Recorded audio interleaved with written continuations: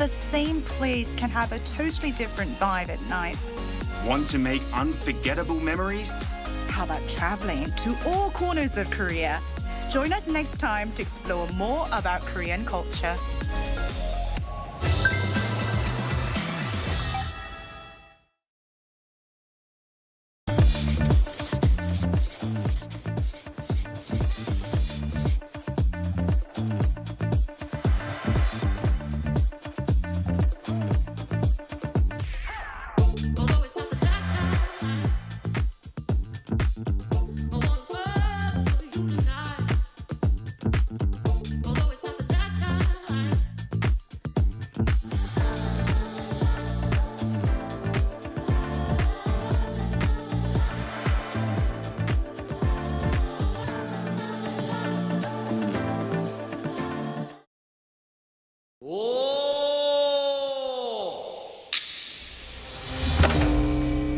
Global heritage will unite. We share brilliant values and honor the world's most cherished legacies to pass our heritage on to future generations. Busan invites you. The 48th session of UNESCO World Heritage Committee, July 2026, Busan, Korea.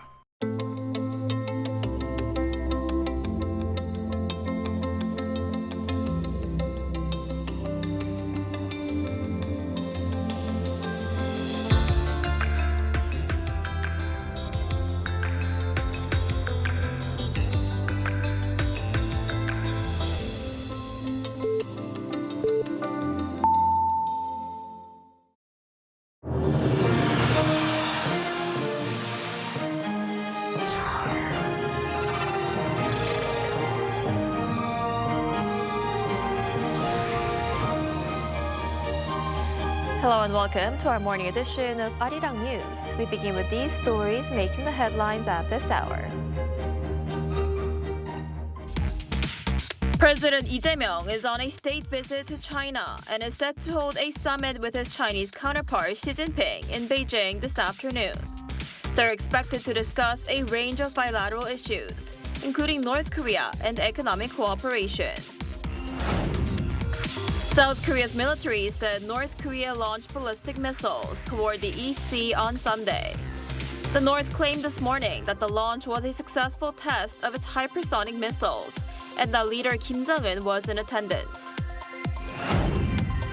Venezuela's leader, Nicolas Maduro, who was captured during a U.S. military operation, is set to appear before a court in New York on Monday.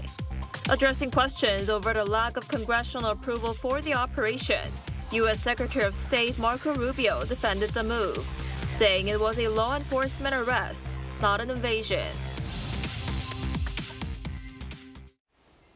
We begin this morning with President Lee Jae-myung's state visit to China, where the leaders of Seoul and Beijing are set to sit down for talks this afternoon. The agenda is expected to cover a range of issues with a focus on the economy and North Korea. Our Blue House correspondent Yoon Jang-min reports from Beijing. President Lee Jae-myung landed in Beijing on Sunday for his four-day state visit. His meeting with Chinese President Xi Jinping is scheduled for Monday, about 2 months after they met in South Korea. High on the agenda is restoring the Seoul-Beijing relationship, which had been frosty under the previous administration. In an interview with China's CCTV ahead of his trip, President Lee noted that while security cooperation with the U.S. was unavoidable, Seoul-Beijing relations should not head towards confrontation. The leaders are also expected to focus on economic cooperation, centered on supply chains, investment, and the digital economy, with a signing event planned for a number of MOUs. Discussions are also expected on jointly tackling transnational online scam crimes. The leaders will discuss ways to achieve tangible results that can substantially contribute to the lives of the people in both countries. North Korea is also on the summit agenda, as Seoul asks Beijing to play a constructive role to revive dialogue with Pyongyang. Both South Korea and China share the common goal of peace and stability on the Korean Peninsula and in Northeast Asia. Eyes are also on China potentially lifting its unofficial ban on Korean cultural content that began in 2016. Sensitive issues could also be included, such as China's unauthorized steel structures in the West Sea. When it comes to Taiwan issues, President Lee said in an interview ahead of his trip that South Korea will continue to respect the One China policy. Blue House officials say it's unprecedented to have completed South Korea-China reciprocal visits at the top level in just 2 months. With the summit taking place amid complicated geopolitics, attention is on President Lee's pragmatic diplomacy and balanced approach, and what it means for the region. Yoon Jung-min, Arirang News, Beijing.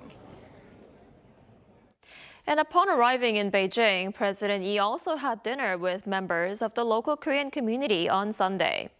In his opening remarks, Lee said restoring relations with Beijing had been his most significant diplomatic achievement since taking office, after ties had faced strains in recent years.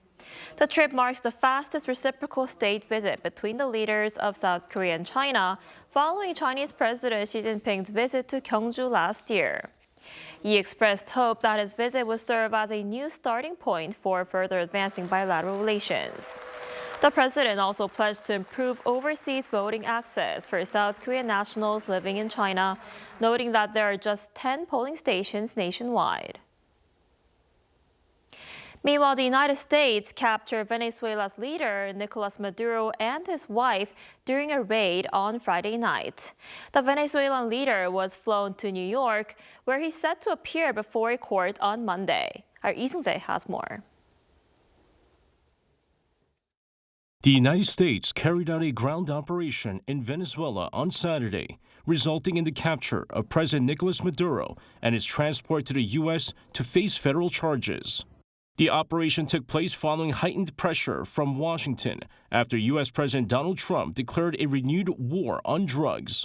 According to U.S. officials, Maduro and his wife, Celia Flores, were captured in a middle-of-the-night raid and transported aboard a U.S. warship.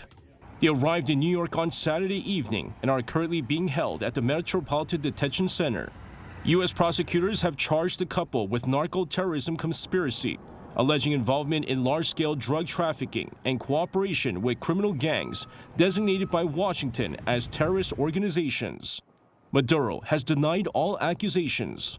A spokesperson for the U.S. District Court for the Southern District of New York said both defendants are scheduled to appear in federal court at noon on Monday.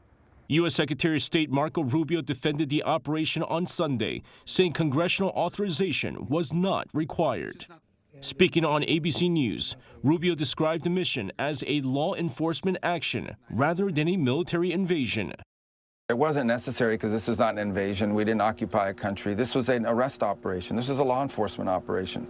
He was arrested on the ground in Venezuela by FBI agents, read his rights, and removed from the country. Meanwhile, Venezuela's Defense Minister Vladimir Padrino said a significant portion of Maduro's security team was killed during the raid, though he did not provide casualty figures. He announced that Vice President Delcy Rodriguez has been declared interim president and that the armed forces have been mobilized nationwide to maintain sovereignty. Lee Seung-jae, Arirang News.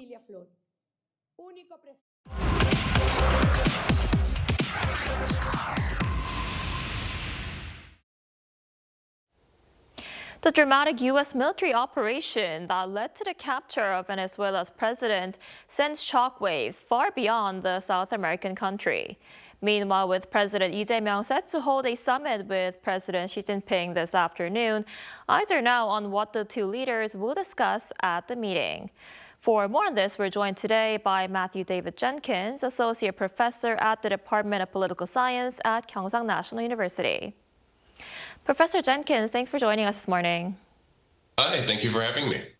So, U.S. President Donald Trump says the United States will run Venezuela for the time being following a military operation that captured Nicolas Maduro. What's behind this operation and what would U.S. leadership in Venezuela mean for the broader geopolitical landscape?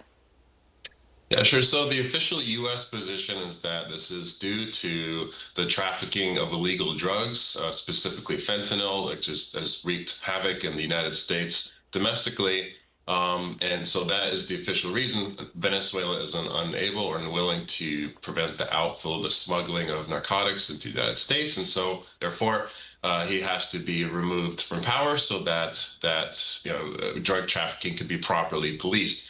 That's the official reasoning. I think that probably what's going on here is more about retaining or regaining rather regional hegemony, regional stability in Latin America. The United States has had a long policy of considering Latin America, both Americas, North and South America, its sphere of influence, right? And I think that this is a part of Trump's, America First strategy of regaining that influence, or reaffirming it as, China and Russia start to creep in and try to get a foothold into Latin America. And that's certainly something that the United States does not want to happen. And we see that Venezuela is one of the leading countries in the pack of countries that were actively opposed to the U.S., who have leftist governments, countries like Cuba, countries like Nicaragua. And they were increasingly trading with China and accepting weapons from China and selling oil to China. And so that's another reason that U.S. probably wants to regain its control over here. In terms of the broader significance, so I mean, really have to wait to see how the other Latin American countries react. I would, of course, they're all going to say it's a violation of international law, a violation of sovereignty. Sovereignty is the right of a country to rule its own territory. That's a fundamental principle of the international system. So on the one hand, it's a big deal in that sense. So we'll see how they react. On the other hand, it's not the first time it's happened. The United States did the same thing in Panama to Manuel Noriega, who was the president then.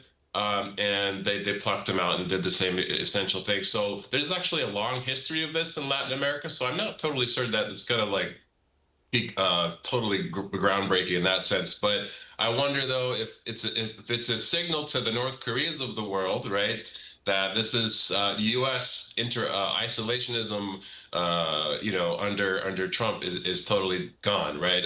America First was meaning that America would focus on domestic priorities. Now it seems like that might not necessarily be the case, and so I wonder if this is making the North Koreans of the world pretty nervous and reaffirming their sense of their lack of security in an era where the U.S. is not afraid to use its power blatantly in a violation of international law anymore. So we'll see how that reacts. That echoes across the region. Right, and like you mentioned, Trump said the U.S. will tap Venezuela's oil reserves to sell to other countries. Why is he so interested in the country's oil, and could this further, inflame tensions with China? Yeah, Venezuela has one of the world's largest reserves of petroleum of oil, and so I think the oil it's not necessarily about control of the oil for the U.S. purposes of boosting its domestic economy. I think it's more about the fact that Venezuela is kind of like a failed state, essentially. Not quite that severe, but that's one of the largest sources of migrants, refugees from Venezuela, right, to the United States, and that's a big domestic issue for the U.S. And so, part of controlling immigration is not just the domestic enforcement, but also making sure that there's regional stability in South America as well, right? Because that's where they're coming from. And so, I think the idea is that they're going to rebuild and restructure Venezuela's oil industry so that it's well-functioning and fully integrated into the international economy. That will create a lot of investment opportunities for U.S. firms to come and rebuild their infrastructure, which is probably, it's been mismanaged and it's probably not in great shape. And so that'll create investment opportunities, but also allow the U.S. to get a little bit more leverage over the global supply of oil, vis-a-vis other countries, the Middle East, or vis-a-vis Russia, which also has a large share of oil and gas reserves. And so I think it's not necessarily about capturing the oil so much as about repurposing, rebuilding the regional infrastructure, rebuilding regional security, stability, and gaining control over the global oil supply. I see. And while that's happening, President Lee Jae-myung is set to hold a summit with President Xi this afternoon. How should South Korea balance its relations with Washington and Beijing in 2026?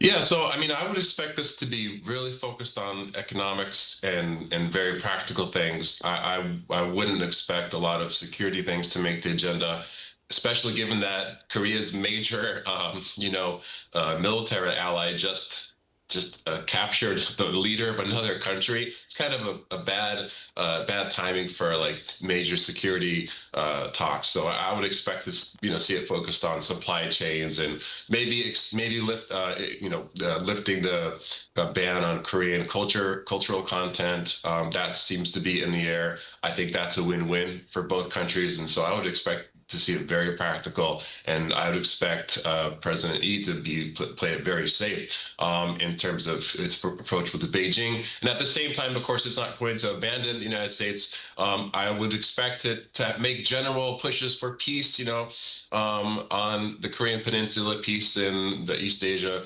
region, economic cooperation, and I think that everything connects to that. So it would only mention security issues insofar as it connects to economic cooperation, and at the same time recognizing the reality that Korea's major partner is the United States, and that's just a fact of the matter. And general reaffirming of that alliance, I think, is important too.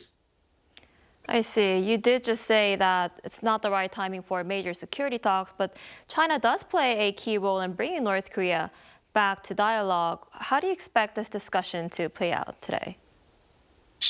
Yeah, it certainly is true. It is the most influential, probably, partner, I would say, for North Korea, the partner most able to put pressure on North Korea. But again, as I just said, the reason why North Korea has nuclear weapons is precisely because if it doesn't, probably the thing that just happened to Venezuela would probably also happen to North Korea. And so it makes it a little hypocritical to be pushing for denuclearization, for example. I think that it would be more just about a general, look, in order to have economic cooperation, in order to have a good economy, we need peace, right? And so I would expect the talks to be very general in that. Maybe trying to open some more higher level discussions, maybe for fostering, economic cooperation with North Korea, and things like the Kaesong industrial complex that's been gone for a long time, but maybe even lower level exchanges like that, rather than security focused things. So that would be my expectation for the talks this time. I see. All right, Professor Jenkins, thank you so much for your insight this morning. We appreciate it. Thank you so much. It was a pleasure.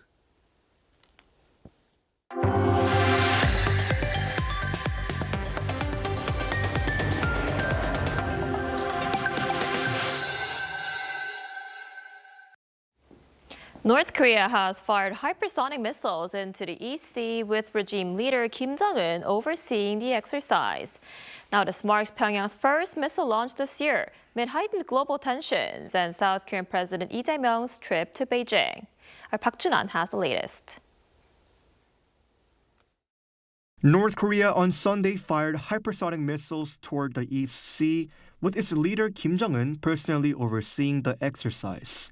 This was confirmed by South Korea's Joint Chiefs of Staff and North Korea's state-run Korean Central News Agency. South Korea's Joint Chiefs of Staff said multiple missiles fired from near Pyongyang at around 7:50 a.m. Sunday were detected. The projectiles traveled approximately 900 to 950 kilometers before falling into the East Sea between Russia and Japan, with Japan's Ministry of Defense reporting 2 ballistic missiles. The U.S. Indo-Pacific Command also acknowledged the launch, saying it posed no immediate threat to U.S. personal territory or allies, while reaffirming Washington's commitment to defending the homeland and regional partners. Korean Central News Agency on Monday described the event as a hypersonic missile launch training exercise aimed at evaluating the readiness of its hypersonic weapon systems and verifying operational capabilities. Kim Jong-un, who attended the launch, praised the exercise, saying that the readiness and lethality of Pyongyang's strategic offensive capabilities are an effective means of deterrence. The timing of the North's missile launches coincides with South Korean President Lee Jae-myung's departure for China and follows the capture of Venezuelan leader Nicolas Maduro by the U.S. Experts suggest the timing was carefully calculated to reflect Pyongyang's claim that, unlike Venezuela, it possesses nuclear and missile capabilities strong enough to deter potential U.S. intervention.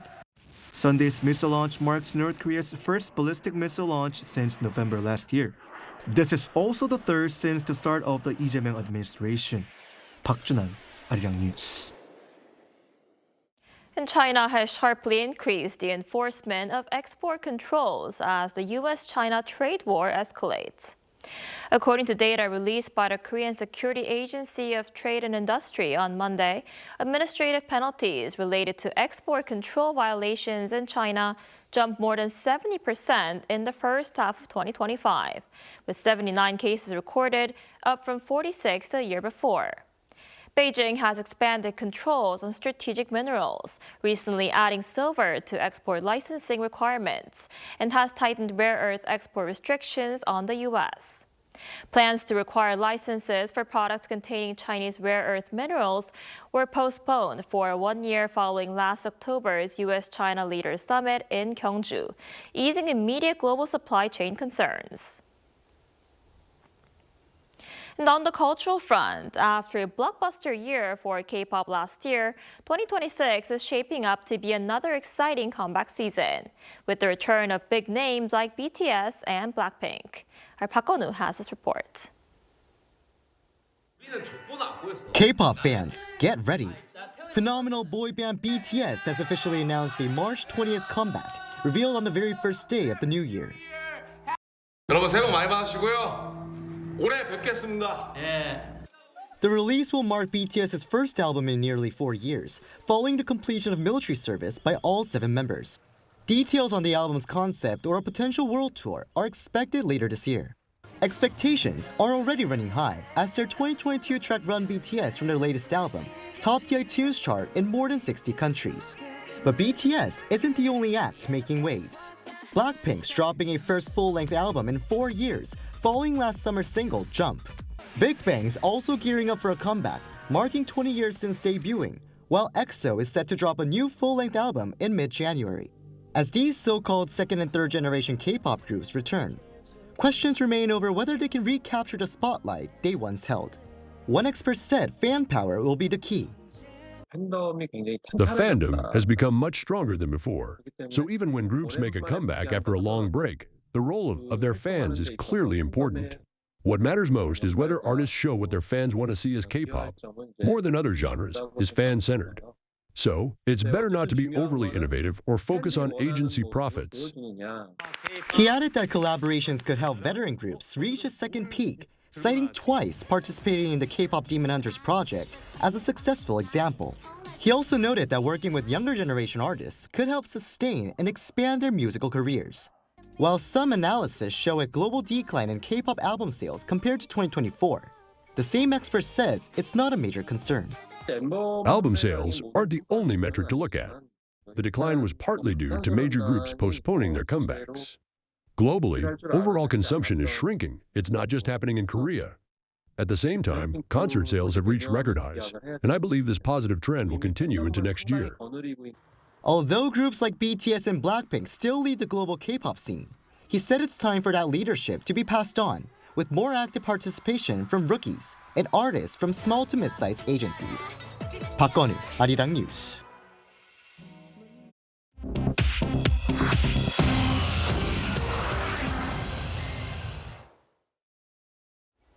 Good morning, I'm Chu Ji-hyun, and this is The World Now. Iran's Supreme Leader Ayatollah Ali Khamenei on Saturday signaled a tougher crackdown as a week of protests over the country's ailing economy shook Iran. In his remarks, he drew a line between protesters angry over the lia's collapse and what he called rioters, saying they must be put in their place. Human rights activists say at least 15 people have been killed and more than 580 protesters are currently behind bars. U.S. President Donald Trump warned Iran on Friday that if it violently kills peaceful protesters, the United States, quote, will come to their rescue, prompting Iranian officials to threaten U.S. troops in the region. An armed gang in northern Nigeria has slaughtered at least 30 people and abducted dozens more after attacking a crowded village market. Gunmen on motorcycles descended on Kasuwa Daji village in Niger State on Saturday evening, opening fire indiscriminately on shoppers and traders. The attackers razed to the ground several homes and the market during a 3-hour rampage before retreating into the forest. Local Catholic Church officials warn the actual death toll likely exceeds 40, with many children among the missing. In Syria, the UK and France have carried out a joint strike on a major Islamic State underground weapons cache. Royal Air Force Typhoons and French aircraft launched precision airstrikes on Saturday night, targeting a network of tunnels in the mountain north of Palmyra. Intelligence confirmed that the facility stored high-grade explosives intended for a jihadist resurgence. IS reportedly has around 7,000 fighters remaining in the region. UK Defense Secretary John Healey said the strikes eliminated the threat without civilian casualties, asserting that the coalition will not allow the terror group to rebuild its violent caliphate. In Las Vegas, CES 2026 kicks off this Tuesday, January 6th, showcasing the next generation of intelligent machines. Organizers of the Consumer Electronics Show expect more than 4,500 exhibitors, including 1,400 startups, and the show is set to showcase artificial intelligence across consumer tech, alongside a heavy focus on robotics and humanoid robots. Major brands slated to appear include NVIDIA, AMD, Lenovo, Hyundai, and Samsung. Las Vegas tourism officials said CES brings roughly 140,000 visitors and about $380 million in economic impact, with airlines adding 360 flights for the event.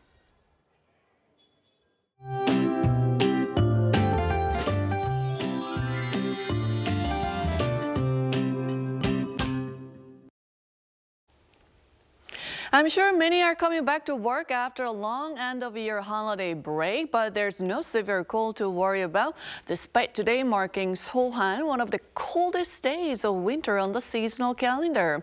However, this afternoon will be colder than Sunday, with temperatures hovering right around the seasonal norms. And from this afternoon, skies will gradually clear nationwide, but the air will become even drier. Dry weather alerts are already issued in parts of Seoul and much of the eastern regions, with a dry weather warning along the east coast. So please, small spark could lead to a large fire. Extra caution is essential. This afternoon, Seoul will be getting up to 2 degrees. Gwangju, Daegu both topping out at 6 degrees Celsius under bright skies nationwide with decent air quality. Now, those in Jeju will have frequent winter mix this week. And after that, between Friday and Saturday, the central regions will be seeing another round of winter rain or snowfall.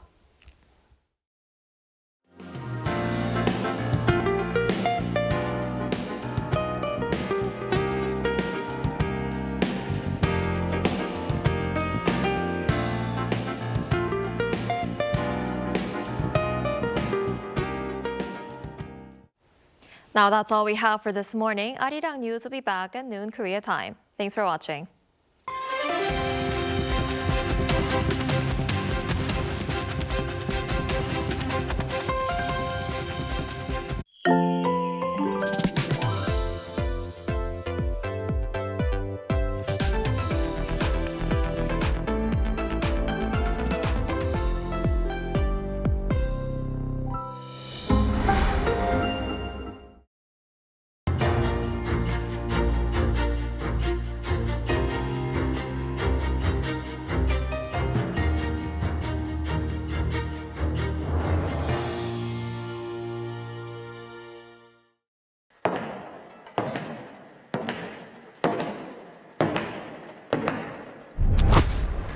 저는 만 5살에 바이올린을 시작했는데요. 바이올린 소리를 워낙 좋아했어서 그 특유의 따뜻함과 약간 사람의 목소리 같은 목소리를 갖고 있거든요, 바이올린이.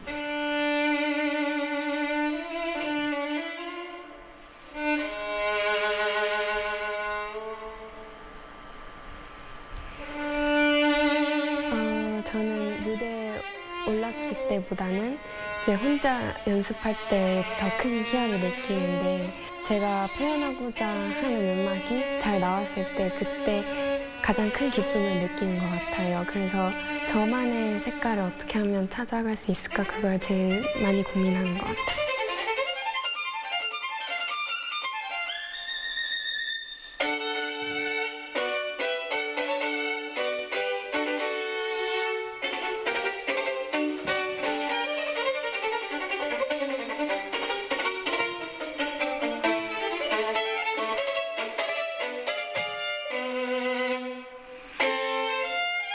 아무래도 연습을 할 때는 이제 생각과 고민을 많이 하는 반면에 무대에서 연주할 때는 정말 머릿속을 비우고 아무 생각도 안 하려고 하는 것 같아요. 무대에서는 자유롭게 콩쿨 무대도 저만의 독주라고 생각하는 자세를 가지려고 하고 있어요.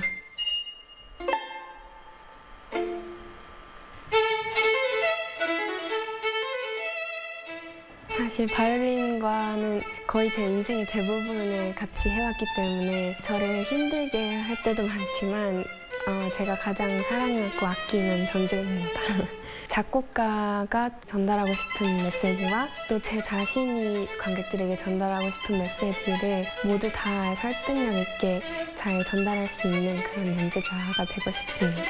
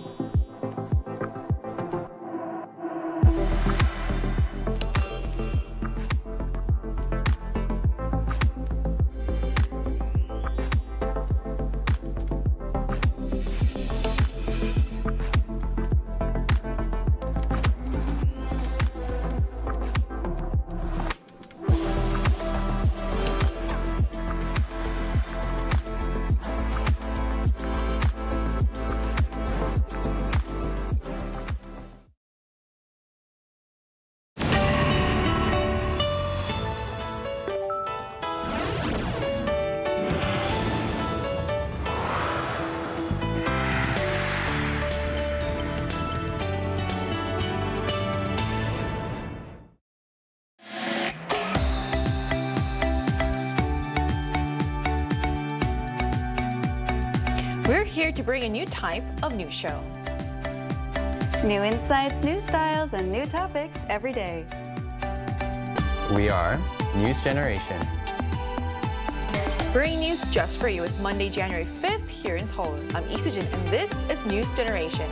Joining us today is Brooke. Hello, Happy New Year. Happy New Year. Also, Wonbing's with us. Good morning. Good morning. And both are here to speak on behalf of people in their 20s and 30s. So it's Monday, the start of a brand new work week, and it's not just any Monday, it's the first Monday of the new year. Yay. We're already 5 days into 2026, and for many of us, reality is starting to sink in. So how does the new year feel so far? Brooke, are you still settling into the new year, or are you back into your routine? It feels good so far. I actually rang in the new year with a couple of friends at this cozy little lounge in Apgujeong, and we were having such a great time talking and eating that we didn't look at the time until 11:59. We just happened to look at our phones, and so we were able to count down to midnight and celebrate together. It was lovely, but I have to say it was quite low-key compared to, I guess, what people might normally think of when you think of New Year's celebrations, like parties and clubs and chaos, noise. No, this was a lot quieter and calmer, and actually, apparently that's kind of a trend these days because there are more and more single-person households. So a lot of people are just choosing to celebrate with small groups like me, or even by themselves, and I think that speaks to the fact that 2026 might be a more reflective year. That's what it feels like to me. Would you agree with that one, Ben? Yeah, I also had a pretty, we say, chill year so far. For the year end, I went to 예술의 전당, which is Seoul Arts Center, which is about 10 minutes away from my house by car. They did have a countdown and like a small firework that lasted for solid, I'd say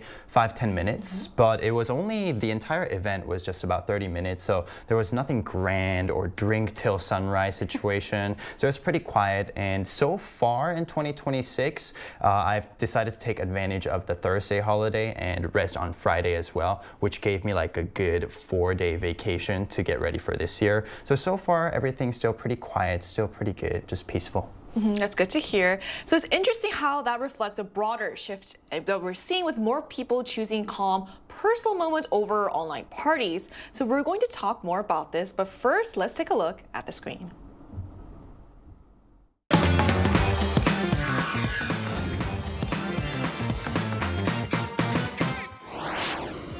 The new year is a time for fresh starts and new goals. But it's not just what we're aiming for that's changing, it's how people are planning for the year ahead. For millennials and Gen Z, the new year now looks a little different as they use AI to review the past year and build personalized plans for the next one. Today on News Generation, we take a closer look at how people are planning their new year and what other trends are set to take off in 2026. As we just saw in the video, it appears that for millennials and Gen Zs, the new year is less about big resolutions and more about intentional, personalized resets. So when a new year begins, we all tend to set goals. So starting with you, Brooke, did you make any new year resolutions? Well, this is such a cliche. I feel like everyone says this, but I signed up for the gym as soon as 2026 started. I went really consistently last year, but then I went on vacation to the States and I let my membership lapse, and I just couldn't quite get up the energy to go back. I needed that feeling of a reset, like you said, and the new year is a perfect fresh start. It managed to get me back on that health and fitness track. So my resolution is to go to the gym consistently this year, a few times a week, and also, more emotionally, I'm an introvert, so I really want to challenge myself this year to branch out, get out of my comfort zone, meet more people, find new interests and hobbies so that I can grow as a person as well. So I'll let you know in 2027 if I achieved those goals. All right, keep us updated. So what about you, Wonbin? Yeah, so for me, to start off just like Brooke, the obvious ones, stay fit, eat healthy. But one new resolution that I have for this year is that I actually wish to work a little bit less and rely a little bit more on my income from my investments. Because as I entered my mid-20s in 2026, I'm starting more to feel a sense of urgency in terms of, financial security, financial independence and stability compared to my, youthful, free early 20s. But at the same time, I'm also realizing that if I continue to live like this, which is work, and work, my 20s will go by without me even noticing. So not that getting older is bad or it's the end of the world, but I hope that I can enjoy a little bit more of my 20s when I can. So enjoy life, but still maintain my current level of income for being comfortable through my stock investments. I feel like that's really relatable. I think a lot of people could relate to the fact that you want to have the ideal work-life balance, but it's not always easy. Yes. So beyond what the goals are, there's also a big shift in how millennials and Gen Zs are also setting these goals. So what's different about how millennials and Gen Zs are planning their goals these days, Sohan?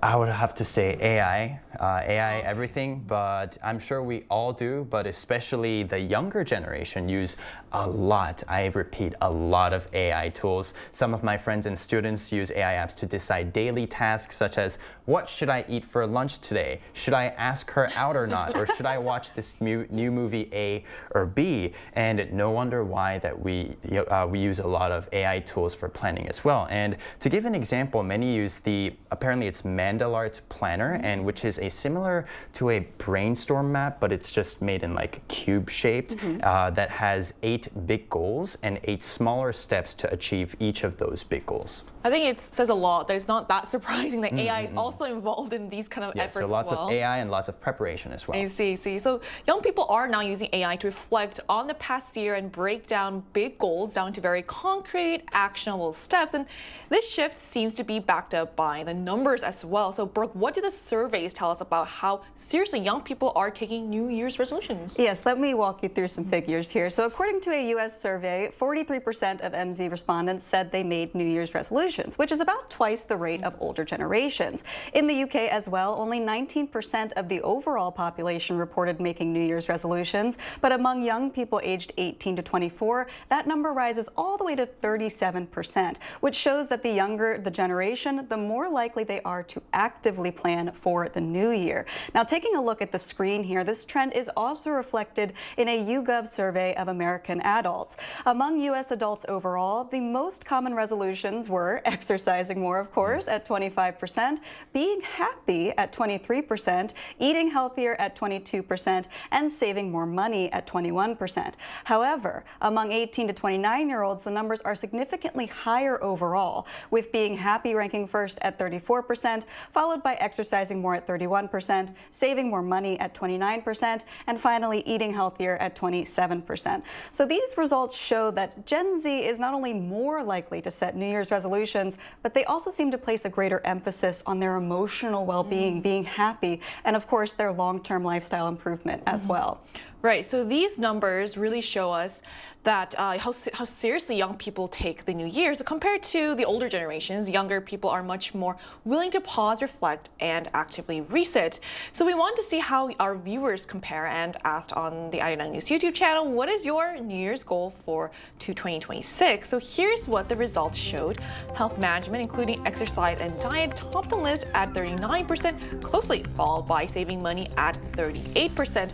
A smaller share, 5%, said their goal was to quit smoking or drinking, while 18% chose other goals, highlighting the wide range of personal priorities among viewers. So what stands out here is how practical these goals are. So rather than chasing dramatic changes, most people are aiming for sustainable habits, staying healthy, managing their finances, and making realistic improvements they can maintain throughout the year. So to get a closer look at how young people are approaching the new year, we're going to talk to a young content creator from Korea. And that conversation will take place right after the break, so don't go anywhere.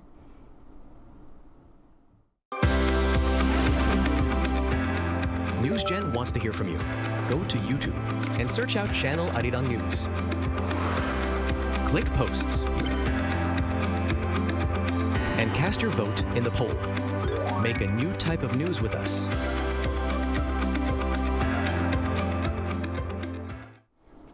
Joining us today is Hyunju Young, a Gen Z from Korea. Hello, thank you so much for connecting with us today. Hello, thank you for having me. So did you set any New Year goals this year? If so, can you share with us what they were? Oh yes, of course I did. I set 3 goals, but I would say in a different way than before, because I used to set very big, ambitious goals, and then I would beat myself up if I couldn't keep them up. And so this year, I want to focus more on how I live my daily lives than just having like a really huge one big goal. So first of all, I want to focus on consistency over perfection, like keeping a daily routine kind of thing. I've come across this thing called messy consistency, and I love this idea so much because it's basically like it's okay to like skip a day or two. You can always come back and you can always like fix it. So like as long as you don't give up. So it's like short-term chaos and long-term consistency. And the second thing is that I want to take better care of my body, not just like external parts like skincare, hair care, of course, but like inner beauty as well. I want to build muscles, I want to eat healthier, and then I probably want to work on my mental and emotional well-being. And then the last thing is that because I'm in my 20s and I'm pushing 30 now, and yeah, I want to make the most of my 20s. So I will try and learn new things and meet new people and try to manage my time better so that I can get more things done and then free up some time to spend on what I want. Well, I love the term messy consistency. Thank you for teaching us that. My question for you is, do you relate to the Korean slang term that combines God and life, or katseng, which is the lifestyle of working hard and living intentionally? Yes, I do relate to katseng because I used to try and live katseng myself. I used to wake up very early in the morning to do that so-called miracle morning. Even when I focused better at night, I just did it anyway. And then I worked out every single day. And then I tried to learn new things, even when I have like so many things on my plate. But one day I realized that this aimless katseng does more harm than good because it pressures you to always be productive, always be improving. So a lack of improvement kind of makes you feel that you are like falling behind or you're like a failure. So I couldn't rest without feeling guilty. And I found myself focusing on things that society thinks is important, not what I think is important.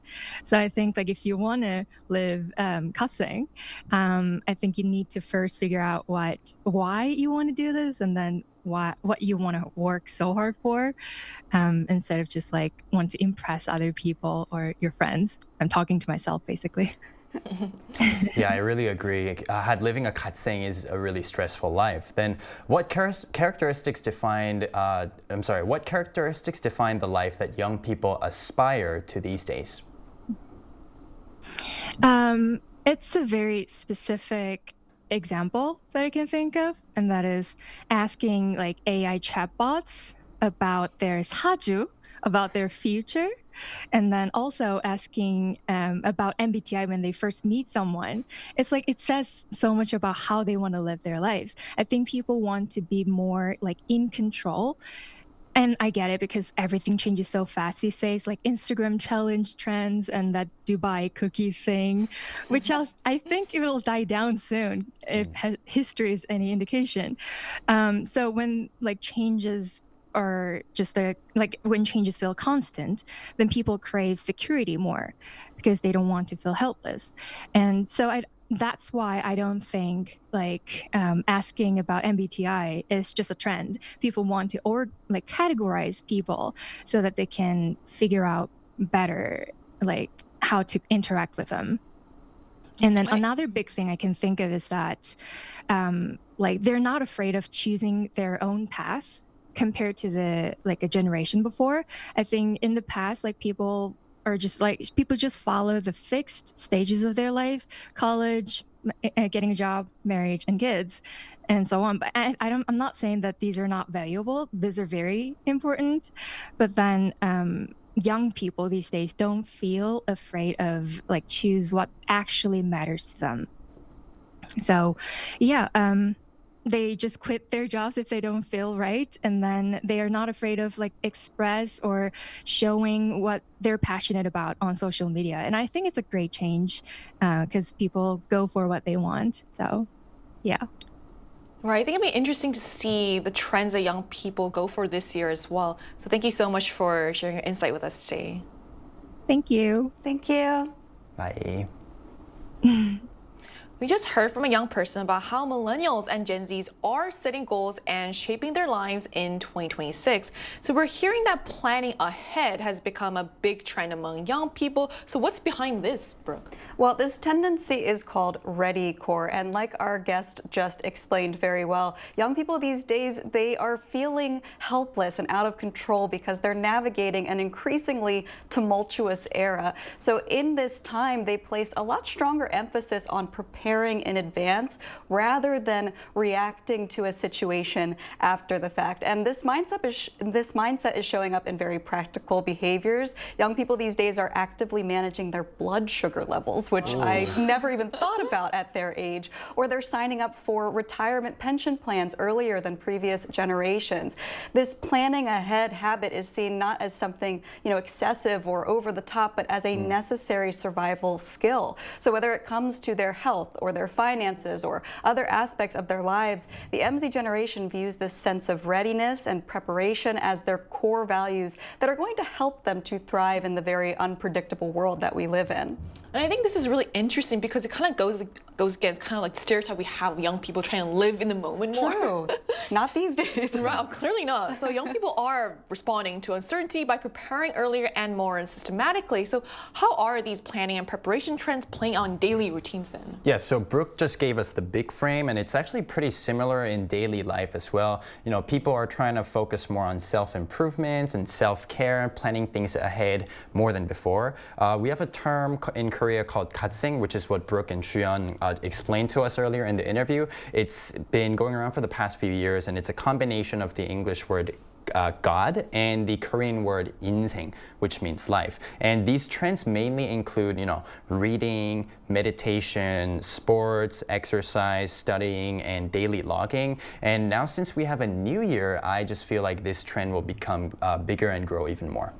So it really seems that gatseng, or disciplined godlike living, along with the ready core mindset of preparing ahead for uncertainty, has become a lasting lifestyle for many young people.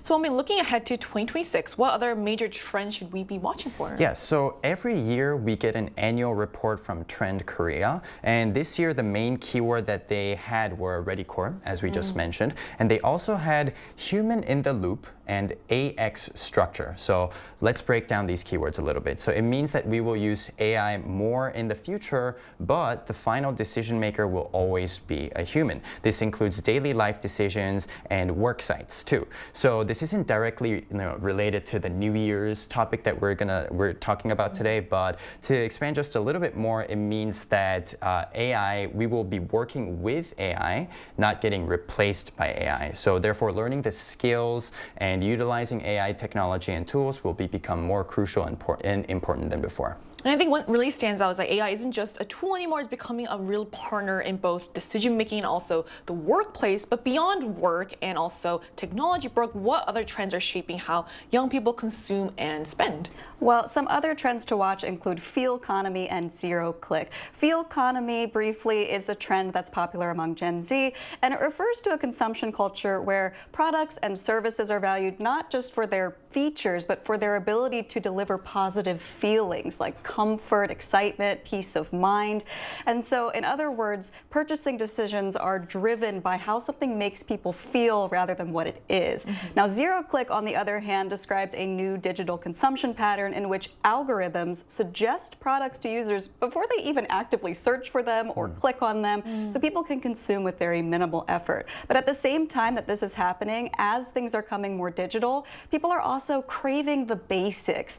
So much like the renewed interest in analog experiences among Gen Z generations and millennials as well, long-standing brands, craftsmanship, and the quality of raw ingredients, those real sensory experiences, are also drawing attention as well. It's quite fun how high-tech convenience and a return to analog values are happening at the same time. So finally, to close off our discussion let's step away from trends and talk about something a bit more personal. So Brooke, what kind of year do you hope 2026 will be? I know it's going to go by so quickly, but I hope for stability and growth, both personally and professionally. I want to achieve my goals without a lot of stress. My current source of stress is whether my visa is going to be renewed. I know it will probably go fine, but I'm just hoping everything goes smoothly. For any other foreigners out there living in Korea, if you're in the same boat, I hope that you are able to get over everything without any stress. And I just wish everyone a very happy and productive 2026.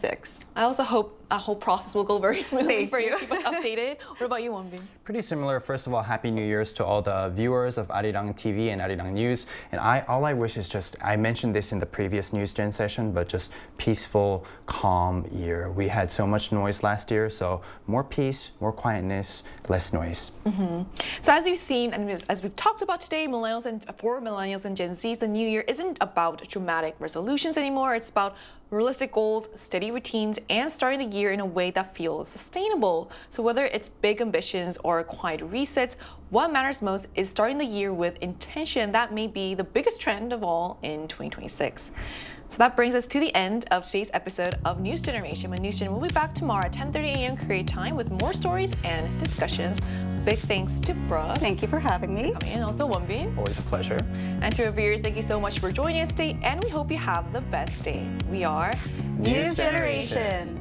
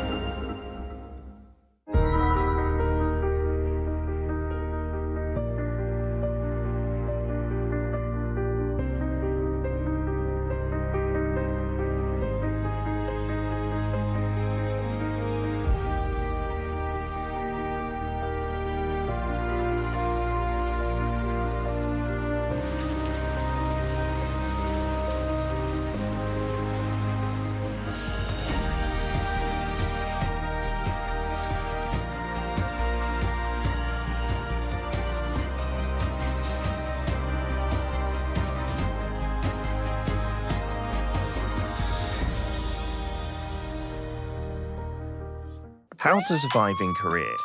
One room. So, you're surviving in Korea? If you've signed a contract for a one room, obviously you're a pro. But the real deal begins now. Step 1. Housewarming. No need to buy toilet paper, diffusers or hand soap. You'll get them soon enough as housewarming gifts.